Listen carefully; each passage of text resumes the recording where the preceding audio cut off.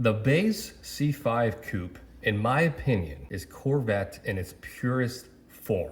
Lightweight, analog, LS1, and just enough engineering without being over-engineered. Let's get into it.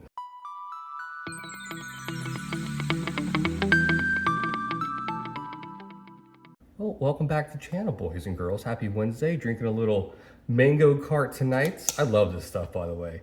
When I was living in California, which I don't recommend, came across this stuff, and it's really good. My wife loves it.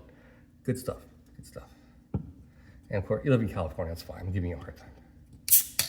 Well, in any case, welcome back to the channel. I'm still wrapping up a project from our other channel, and then we'll jump back into the DIY stuff. I got a bunch of stuff for the C5. Real quick, here's a little video of the other channel, in case you're curious. All right, real quick, here's what I'm working on my second channel. I borrowed the kind of idea from the garage. I'm sure you've seen it behind me. Some cove lighting in between. Added a little more trim work. I got something really cool going right there. Tomorrow nights, epoxying the floor, all kind of cool things put in here. TV over here, some cool lighting with some fake trees. It'll look good. Sofa over here, some couches. And back to the video. I'm really enjoying doing these vlog type videos. They're easy for me to do with my schedule, and you guys really like them. The watch to like ratio and duration, you guys like watching me. So great, outstanding, I appreciate it. And I can talk about Corvette till the cows come home, you know what I mean? So anyways, today I wanted to touch on the C5 in its most basic form. And that is the base coupe, predominantly with the 6-speed. This car, which was introduced in 1997, in case you didn't know, with a brand new frame, power plant LS1, powertrain design, new transmission options, and a brand new interior, a huge departure from the C4. And quick little side note, the redesigned C4 interior from I believe 90 to 96, it didn't know what it wanted to be. It was a huge refresh from the 84 to the 89, but I felt like it didn't know if it wanted to stay in the 80s, be in the 90s. The gauge cluster was half analog, half digital. The center stack was mostly digital LCD. It was an improvement though from the 84 to 89. That interior, which is all digital, that thing was the epitome of the 80s. Just LCDs everywhere, just angular designs, not one smooth angle to be had. And also, this might be a controversial take, but I do believe the 90 to 96 interior, although different, was better quality than the C5 interior as a whole. And I will die on that hill. The C5 might be designed better, but the materials used for the C4, the second half, much better quality. Here's the door handles, even the door closing, I think felt a little better. Over metallic feel, but overall the interior felt more quality. I've had two C4s, in case you didn't know. Yeah, C5 interior, better, just cheaper materials. That makes sense. Okay, so here's my argument today. If you were to take all Corvettes from C1 to C8 to boil them all down into a stew, you'll get this amalgamation of what I believe would be a C5 Corvette in its base form. And in my opinion, is the essence of what a Corvette is. Maybe because, you know, we're in the 8th generation, the C5s are right in the middle. So you got both sides to look kind of like the pinnacle, maybe that's what I'm thinking, I don't know. The base C5 hits every wicket to be a Corvette. What makes a Corvette a Corvette? Lightweight, pushrod V8, front engine design, I know C8. Very race-inspired cockpit, a very sport-tuned suspension, albeit, yes, leaf springs, but very effective and extremely, and I mean extremely simple. In case you didn't know, going from the C4 to the C5, they shed 34% of parts needed to make the C4. So it made the C5 car a lot more simple, less parts and lightweight and more rigid, which is crazy. And it continued the formula from C4 and before of a lightweight, high power, again, late 70s, 80s, was a hard time to be a car enthusiast with all the EPA emission stuff, but they did their best. And used plastic composite fiberglass body panels. Side note, a lot of people to this day say the Corvette's still fiberglass. It's really not. They stopped making the Corvette all fiberglass with the C3. The C4 and up, C4 had more fiberglass in, and the C5 is pretty much just a plastic composite, which does have some fibers in it. But by now, it's just a plastic composite, in case you didn't know. Now you know. But it's still very strong for what it is, very lightweight, and it will not dent over time. You look at a 200K mile C5, even kind of beat up, you don't get a bunch of dings all over it. It will spider crack though, if you hit it just right. But they keep their shape very well, which is cool.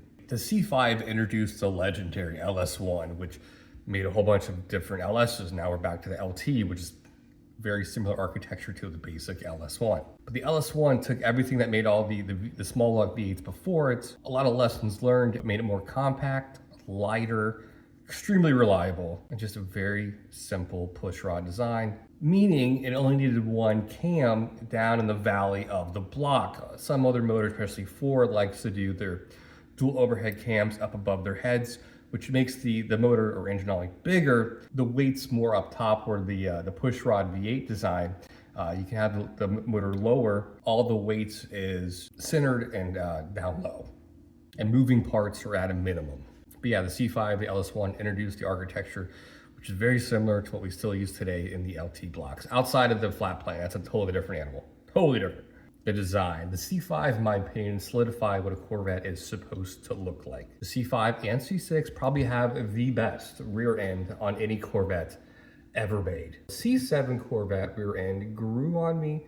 It's not bad. If you're a purist, you're not gonna like it. The C8 rear end, I don't care for. I owned a C8. The Stingray form, something about it just does not look proportionate or something. The wide body though, with the thinner grills in the back, looks better, but it's still, something's off. I don't design cars, but I can tell when something doesn't look right. The C4 wasn't bad with the all rounds and the squares, they were okay. The C1, the C3 was okay, meh, not bad. But the side profile of the C5 screams Corvette. To this day, every time I walk in the garage, I see my C5Z, I'm like, man, that is a sexy car. The C5 also introduced the transaxle, which allowed for 50-50 weight distribution, or pretty damn close, which gave amazing skid pad numbers. In case you aren't familiar, like, what I mean, what do you mean transaxle? Traditionally, in a rear drive car, you have your engine up front, and right behind that's your transmission, then you have a drive shaft that goes back to your rear end, which turns the wheels, right? But in the C5, they got very creative. So what if they took all that mass from the transmission and mounted it to or mated it to the rear end? That's what they did. They called it transaxle. But combining those two is not a drive shaft. It's a torque tube. People constantly mistake the two or use them interchangeably, when they're not the same. But this is the best thing they could do in the early 90s before designing the C5 without going completely mid-engine. This is a very good remedy to kind of get around that. And the Corvette team, since the C2 has always wanted to go mid-engine, just the funds have never been there, so they got very creative. And another side note, tangent here, Ford just introduced the Mustang GTD, and everyone's in awe with this thing, $340,000. It uses essentially the same technology as the C5 with the transaxle. Everyone's like, oh my God, the transmission's in the back? Yeah, where have you been for 25 years? It's pretty funny to me.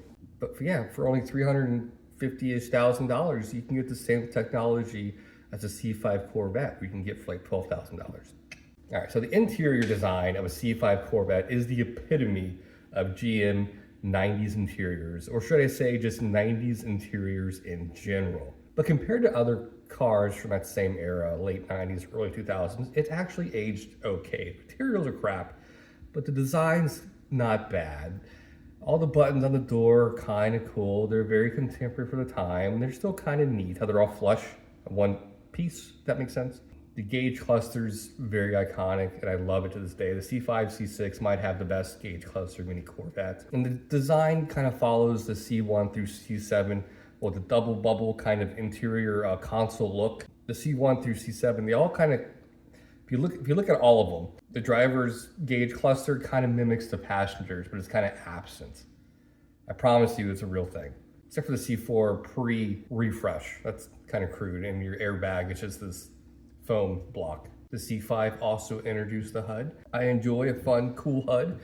I know a lot of people don't like them for whatever reason, but if I have a HUD in my Corvette, I'm gonna use it. And for the first time, the C5, we got more than 2-wheel option. We had the basic wagon wheels, but for some reason, on a base coupe red, I like the wagon wheels.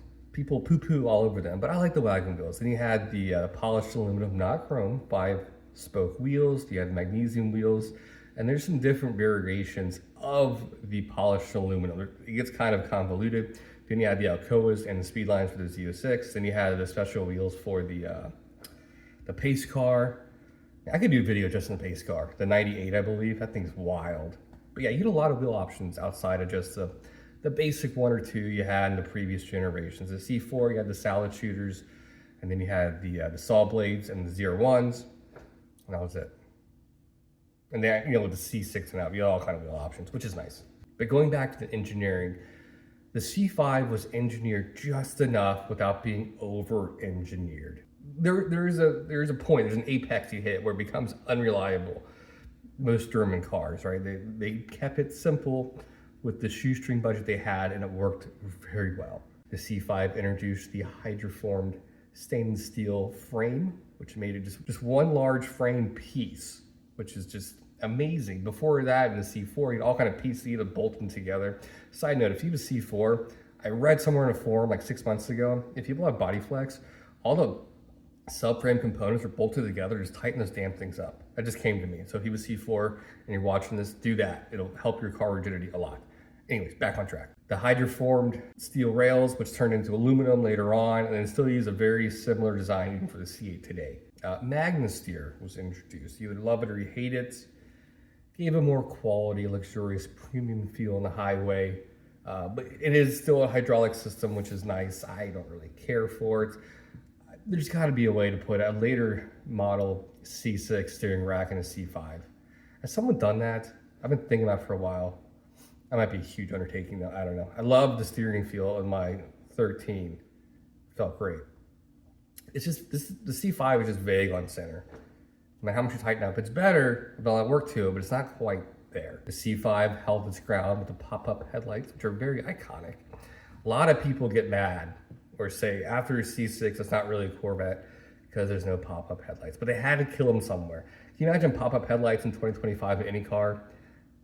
It'd be interesting. I don't know how they pull it off. They had to kill that somewhere, and it's okay. I don't mind the static headlights in the C6. They've grown on me. And lastly is the timeless design of the C5 Corvette. I think when the Corvette officially dies and GM no longer makes it, the C5, C6 Air is gonna be what most people are gonna think of when they think Corvettes. I know I do. I remember the first time I saw a 97 Corvette, and probably late 96, early 97, I was 13 years old, and I was like, man, that's a cool car. And at the time, that's totally unattainable. I could never afford a Corvette. That's for these super elite rich people, and I've had 6 of them. But no, it was just really cool. It took what was cool with the C4 and just really just made this exotic looking American car. I was blown away. Even as recently as, what's today, Wednesday, Monday, driving to work. There was a Nassau blue coupe right in front of me, and I passed it. I just admired it. The C5 has no bad angles. It looks good from the rear, looks good from the side, looks good from the front. My C8, I'll admit it, from some angles, it was kind of ugly. But from some angles, it looked really good. It looks really cool coming at you. From the back, looking over the quarter panel, it looks kind of goofy. Some side profile just doesn't look right sometimes. I love the C8, don't get me wrong, but some of the angles weren't great. But the C5, man, looks good from all. Even the C6 from the front doesn't quite look right sometimes, but the C5, from all angles, in my opinion, looks great. So there you go. There's my little vlog for today. The base C5 Corvette is, in essence, what a Corvette is. And I think you guys will agree. Any Corvette's cool. I love all Corvettes, you know what I mean? I love all. Well, in any case, guys, that's all I got for today. I will see you guys next week at some point for some Corvette video. Till then, take care. Mark it.